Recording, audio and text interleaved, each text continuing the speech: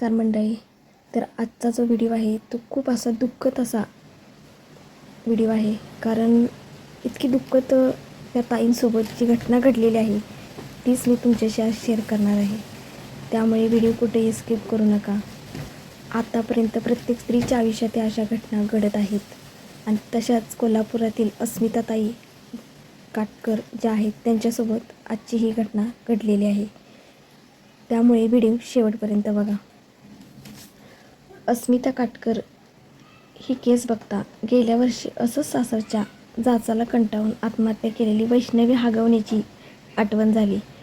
सासूला महासाहेब, आईसाहेब बोलायचं, नंदेला राणी सरकार नाहीतरी राणीसाहेब बोलायचं. डोक्यावरचा पदर खाली पडता कामा नये आणि सगळ्यात महत्त्वाची गोष्ट म्हणजे मुलगा झाला पाहिजे. तयारी मुलाची करून ठेवलेली आहे. कपडे घेतलेत मुलगा होणार म्हणून. मुलगाच पाहिजे, पण तो कसा पण जन्माला घाल, पण मुलगा जन्माला घाल.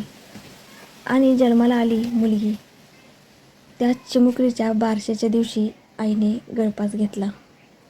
अशी घटना घडलेली आहे कोल्हापूरमध्ये. आणि स्वतःला संपवलं. अरे लायकी आहे का माणूस म्हणून जगायची तुमची? आणि हिचा नवरा तर कुठल्या लेवलचा भिकारी असेल याचा विचार पण आपण करू शकत नाही. पण जे नवरे आपल्या बायकोसोबत होणारी चुकीची गोष्ट बघून गप्प बसतात आणि तिचा मानसिक शारीरिक छळ करतात, अशा लोकांना भरचौकात हाणलं पाहिजे. भावाच्या संसारात लुडबुड करणाऱ्या नंदला खूप वाईट असं शिक्षा दिली पाहिजे. आयुष्यभर आठवणीत राहील अशी शिक्षा असली पाहिजे. पोरं जन्माला घालणारे आईबाप खूपच वाईट आहेत.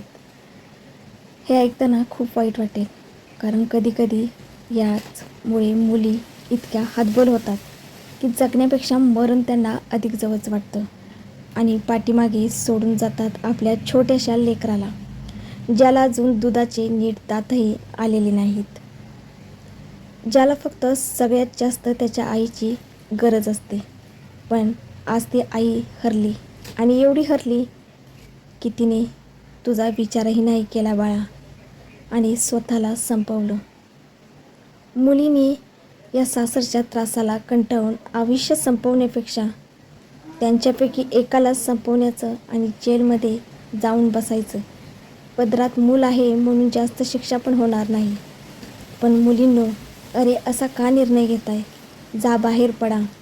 आईवडील नसतील साथ देत तर स्वतःच्या पायावर उभे राहा, जे आजच्या या घाणेरड्या या जगात खूप अवघड आहे, अशक्य नाही. तसंही जे आईबाप स्वतःच्या लेकीला पाठीशी उभेही नव्हते, खंबीरपणे जे तिला नाही वाचवू शकले, ते आता तिच्या लेकीला काय बघणार? त्या लेकराची कस्टडी मुलांच्या नातेवाईकांकडे आहे असं समजलं होतं, कारण मुलीच्या माहेरचे आलेच नाहीत. जबाबदारी घ्यायला असले आईबाप पण धन्यच समजावे आणि तेवढेच गुन्हेगार पण ते आहेत. इज्जत करत बसणारे समाजातील अशिक्षित किडेच आहेत. त्यामुळे स्वतःच्या बाळासाठी एकटीने तर एकटीने पण बाहेर पडून एवढं तर करायला पाहिजेच. उगाच नाही, पण बाईचा जन्म सोपा नाही. जर जन्म भेटलाय तर तो जगण्यासाठी भेटलाय ना. जगणं मरणं यातना भोगण्या लागत असतील तर यातना देणाऱ्याला संपवा.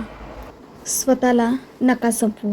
स्वतःसाठी लढाल तरच वाचाल, नाहीतर प्रत्येक पावलात जीव घ्यायला कोणीतरी टपलेलंच आहे. आपलं कोणीच नसतं या जगात. सगळी नाती स्वार्थी असतात. त्यामुळे कोणीतरी आपल्याला दुखवेल एवढं कोणावर अवलंबून राहू नका. जे वेळ आल्यावर पाठ दाखवतात, जे आपले कधीच नसतात, मग आई वडील असो, भाऊ बहीण असो, नवरा असो, ज्यांना तुम्ही हवे आहात ते तुमच्यासाठी जगाच्या विरोधात पण जायला तयार असतात. बाई होणं सोपं नाही हे विसरून मी बाई आहे याचा अभिमान बाळगा आणि फेकून द्या प्रत्येक अडथळ्यांना. तोपर्यंत तुमच्या जन्माला काडीचा अर्थ नाही, हे लक्षात घ्या. स्वतःची काळजी घ्या, स्वतःवर प्रेम करा.